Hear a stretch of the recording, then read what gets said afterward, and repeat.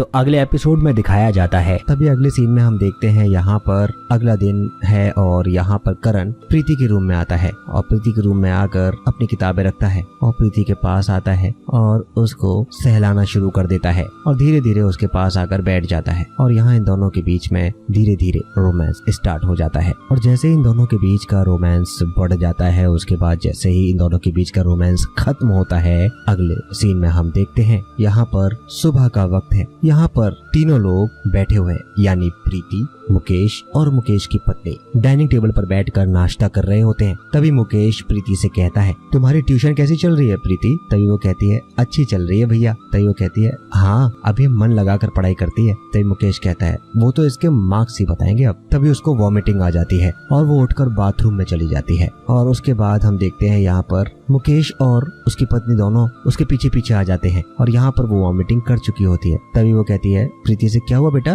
तभी मुकेश कहता है, अरे कुछ फूड पॉइजनिंग हो गई होगी, इसने कुछ उल्टा सीधा खा लिया होगा। ऐसा करता हूँ डॉक्टर को कॉल कर लेता हूँ इससे पहले कि इसकी तबीयत ज्यादा खराब हो। तभी वो मुकेश से कहती है, हाँ आप डॉक्टर को कॉल करो, ठीक है। और यहाँ पर ये प्रीति काफी परेशान हो जाती है। यहाँ डॉक्टर आता है और उसकी नब्ज को चेक करता है। तभी वो देखता है और डॉक्टर देखने के बाद हैरान है। तभी वो कहता है, क्या इनकी शादी हो चुकी है? तभी मुकेश कहता है, नहीं डॉक्टर साहब, लेकिन आप ऐसा क्यों पूछ रहे हैं? वो कहता है, नहीं नहीं वैसे ही, मैं काम करता हूँ, इनका ब्लड सैंपल ले लेता हूँ, शाम तक रिपोर्ट आ जाएगी, तब तक कुछ मेडिसिन लिख कर दे देता हूँ, वो आप इनको टाइम पर देते रहिए, ठीक है? तभी मुकेश कहता है, ठीक है, ध्यान रखिए अपना। यहाँ पर उसकी भाभी प्रीति के पास आकर बैठती है। प्रीति उससे कुछ नहीं कहती। शाम का वक्त है और यहाँ पर करण और प्रीति आमने सामने बैठे हुए हैं। तभी करण कहता है, आज तुम थोड़ा डल सी लग रही हो, क्या बात है? प्रीति कहती है, कुछ नहीं, बस ऐसे ही। वो कहता है, तबीयत तो ठीक है ना? वो कहती है, हाँ जी। तभी वो कहता है, और घर पर तो किसी ने कुछ कहा नहीं ना? तभी गेट खुलता है और प्रीति की भाभी अंदर आ जाती है और आकर कहती है, तभी वो कहती है, सर ये आज ये पढ़ाई कैसी कर रही है? तभी करण कहता है, वैसे ही जैसे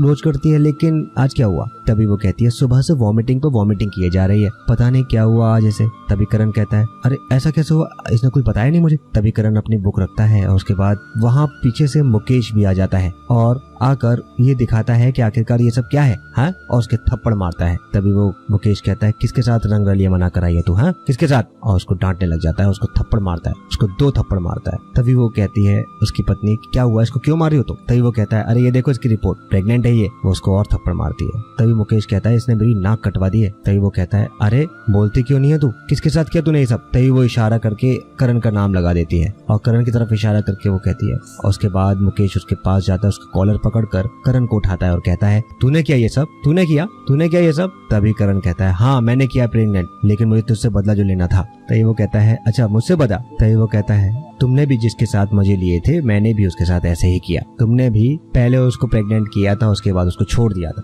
तभी वो मुकेश कहता है, तुम काजल को कैसे जानते हो? तभी करण कहता है, वो मेरी बहन थी, तुम्हारी वजह से मेरी बहन ने सुसाइड कर लिया था और अब तुम्हारी बहन के वो हालत है, अब वो तू भुगतेगा। और अब हाँ, अपनी इस बीवी को भी संभाले, हैं? इसको भी चेकअप करवा ले कहीं ये प्रेग्नेंट ना हो। और वो उससे ये कहकर निकल जाता है। यहाँ पर मुकेश इन दोनों को देखता रह जाता है और यहाँ पर दोनों गुमसुम खड़े रह जाते हैं। तो इसी के साथ में ये एपिसोड यहाँ पर खत्म होता है। अगले एपिसोड में जल्द मिलेंगे, तब तक के लिए नमस्कार, धन्यवाद।